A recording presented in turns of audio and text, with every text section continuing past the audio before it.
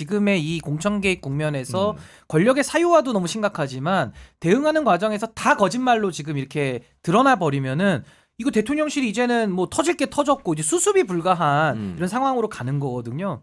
저는 지금 이 명태균 발 태풍이라고 저는 부르고 싶은데 이 태풍에서 지금 보수 쪽의 정치인들 중에 안전한 사람이 없는 거예요. 명태균 태풍이 훅 훑고 지나가면은 다 쑥대밭이 지금 되는 이런 상황인데 이거 법률적으로는 딱 죄수의 딜레마 상황입니다. 죄수의 딜레마다. 죄수의 딜레마가 뭐냐면은 같이 나쁜 짓을 했는데 서로 모두가 다 침묵을 하면 넘어갈 수 있거든요. 근데 만약에 그 중에 누구 하나가 밤잠을 이루지 못하고 수사기관 가서 불기 시작하면은 그 사람은 빠지는데 남아있는 사람들은 이제 독박을 써야 되는 이제 이런 상황으로 그렇지. 가는 게 네. 죄수의 딜레마예요. 그러니까 지금 이 명태균 발 죄수의 딜레마가 이미 시작이 됐고 관련자들 뭐 윤석열, 김건희, 또 김종인, 이준석, 박완수 뭐 등등등 너무 많은데 이분들이 각각 진실을 섞어가지고 거짓까지 보태다 보니까 진술들이 다 안 맞아요. 그러니까 개인의 말도 앞뒤 다른 게 지금 너무 많고 조각조각 맞춰보면 거짓말이 좀 너무 많은 거예요.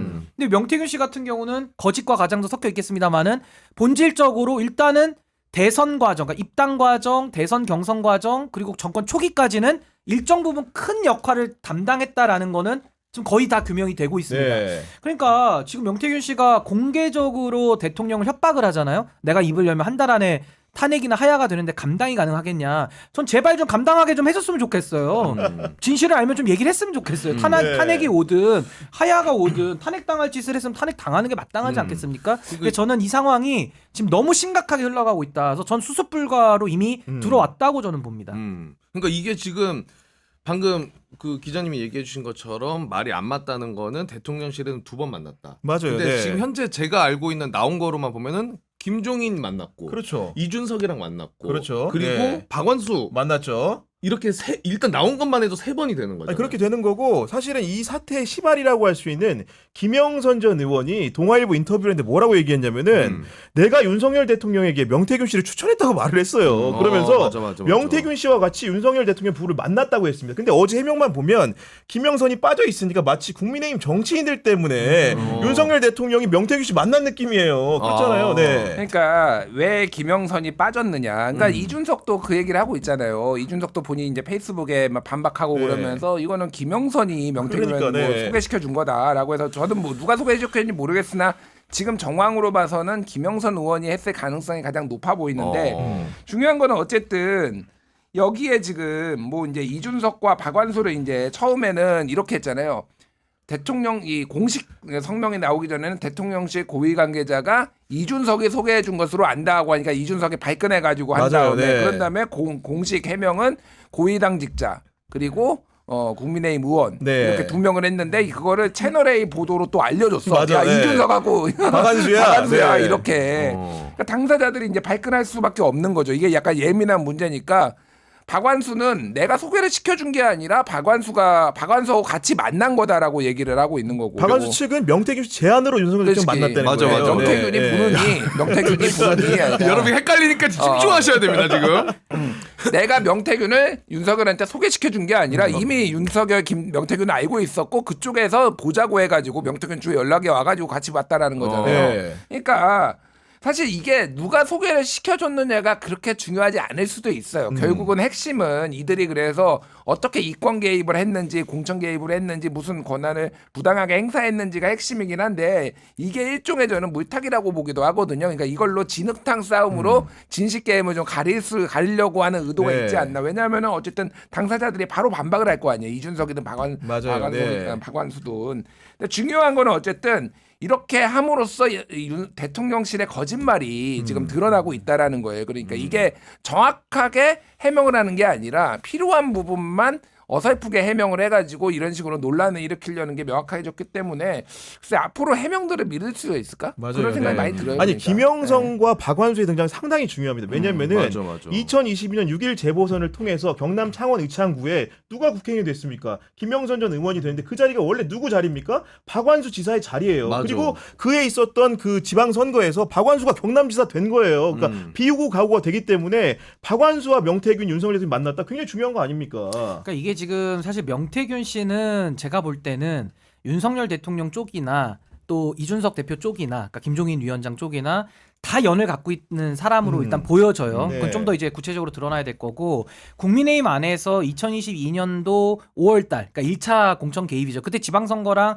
재보궐선거를 같이 치렀는데 그때 당대표는 이준석 대표고요. 근데 그때 당시에 일어났던 권력 게임 내지는 공천 개입 국면에서 결과적으로 명태균 쪽에서 밀었던 창원파들이 다 승리를 거둔 겁니다. 그러니까 소위 말해서 윤하홍 의원 같은 분은 뭐 좀 멀리해라 이렇게 지금 얘기했다라고도 했다는 거잖아요, 나오고 주장이. 있어요. 네. 근데 그런 분들 다 싹 다 밀리고 결국은 명태균이 꽂고자 했던 김영선이 꽂혀졌고 당선이 돼서 월급을 반을 나눠 갔습니다. 네. 그리고 박완수 창원 그 창원 의창 국회의원은 경남지사로 가버리거든요. 네. 그러니까 이게 지금 공천 개입이라는 것이 결국 그 핵심 인물 명태균, 그 명태균이 결과적으로 김건희 씨를 통해 가지고 이 소위 말하는 윤핵관 그룹들을 물리칠 만큼의 힘이 있었다. 근데 밖에서 우리가 어떻게 알고 있었냐면 그때 원조 윤핵관 4명 해가지고 장재원, 권성동, 또 윤한홍, 또 한 명 더 있었죠. 뭐 요즘 가물가물해졌지만 하여튼 4명이 있었는데 지금에 와가지고 이철규 의원이네요. 네, 맞아요. 그분들 네. 다 물러나고 내막적으로는 명태균 쪽에서 창원파가 완전히 그냥 당권을 다 내부적으로 장악했던 이게 지금 드러나는 거기 때문에 저는 그러니까 여기서도 자꾸 우리가 흔들리면 안 되는 것이 결국 국민의힘 안에서 명태균을 중심으로 한 어떤 공천 개입 맞아요. 그 당시에 네. 공천 개입이 그러면 과연 요 김영선 하나만 했겠느냐 이게 이제 남은 숙제 아니냐라는 생각이 듭니다. 그러니까 요거 좀 보론으로 하면은 다시 이게 너무 보도가 많고 막 격가지가 많아서 헷갈리는데 이게 뉴스토마토 보도로 시작이 됐잖아요. 맞아요. 네. 뉴스토마토. 그때 뉴스토마토가 두 번째 보도가 뭐였냐면은 단독 대통령과 여사에게 전화했다 내일 김영선 발표 그래가지고 공천 개입한 거 여기에서 이렇게 나와요. 명태균 씨가 2022년 5월 9일 10시 오전 10시니까 대통령 취임 하루 전이에요. 그러니까 5월 9일. 예, 그날 이 씨라고 알파벳 이 씨는 결국은 이제 강혜경 씨. 씨로 이제 네. 밝혀졌잖아요. 사모하고 전화해가지고 대통령하고 전화해가지고 다 따졌다. 대통령은 나는 김영선이랑 해라고 했는데 일하대라고 해서 윤상현이 끝났어. 그때 얘기를 하잖아요. 여기서 뭐라고 나오냐면은 윤핵관 K하고 윤핵관 Y가 김종양 의원을 공천에 밀었는데 네. 그런데 여기 명태균이 여사한테 전화를 해가지고 윤석열 통해가지고 결국은 김영선 연고가 아무런 없는 김영선이 됐다. 이게 이제 이 내용의 핵심이었잖아요. 네. 윤핵관 K라고 하면은 웃긴 게 다른 거는 ABCD 2로 해놓고 윤핵관 K 하면 권성동이고 윤핵관 Y면은 윤한홍이지. 그러니까 누가 있어요 윤핵관 특수 성씨 이게 그러니까 흔한 성도 아니에요. 그러니까 이게 지금 아기가 맞아 떨어지는 거야. 아까 얘기했지 박완수, 김영선을 주목해야 되는 이유가 박완수는 어쨌든 본인의 정치적 체급을 올리기 위해서 경남도지사를 나가야 되는 상황이었고 그렇죠. 그 빈자리가 그러면은 여기는 무조건 거의 그리고 정권 초반이었기 때문에 대선은 이긴 국민의힘이 질 리가 없잖아요. 무조건 이기는 데였단 말이에요, 거의. 그러니까 공천만 받으면 돼. 그거를 뚫고 됐다라는 거는 명태균이 진짜 라스푸틴이었고 실세였다라는 거지. 윤핵관은 허수아비였다, 실세. 그러니까 요 때문은. 핵심은 권력의 사유화라는 정말 범죄화 될 수 있는 여지가 있는 이런 내용들이고요. 결국에는 상권 분립이 완전히 무너졌다라는 얘기입니다. 국민의힘이란 정당 자체가 상권 분립이 무너지면서 당내 민주주의도 완전히 사라졌다. 그러니까 당내 사유화가 완성된 결과 증상이 그 공천으로 다 반영이 된 거거든요. 그러니까 이건 너무 심각한 문제고 그 영향이 지금까지도 국민의힘 오고 있는 거예요. 그래서 보수가 사실은 이제 국민들에게 완전히 외면받는 그 결과까지 초래하게 된 거 아닌가. 결국은 근데 사실은 대통령실 해명은 맨 처음 이 사건의 시발부터 생각을 해보면 결국은 김건희 여사의 공천 개입 의혹이었어요. 그렇기 때문에 대통령실은 응당 김건희 여사와 명태균 씨가 어떤 관계인지를 설명을 해야 되는데 그보다 제한적인 윤석열 대통령과의 만남에만 집중해 설명을 했단 말입니다. 그러다 보니까 김영선 전 의원의 또 인터뷰가 발목을 잡아요. 어제 동아일보 인터뷰를 보면은 명태균 씨가 김건희 여사와 올해 총선 공천 문제와 관련해서 텔레그램을 주고받았다는 질문에 명태균 씨가 내 공천을 위해 김건희 여사를 닥달한 건 안다. 그러면서 명태균 씨는 내게 경남 김해로 가면 도와준다고 했다고 답했다. 그래요? 이런 얘기를 인터뷰에서 합니다.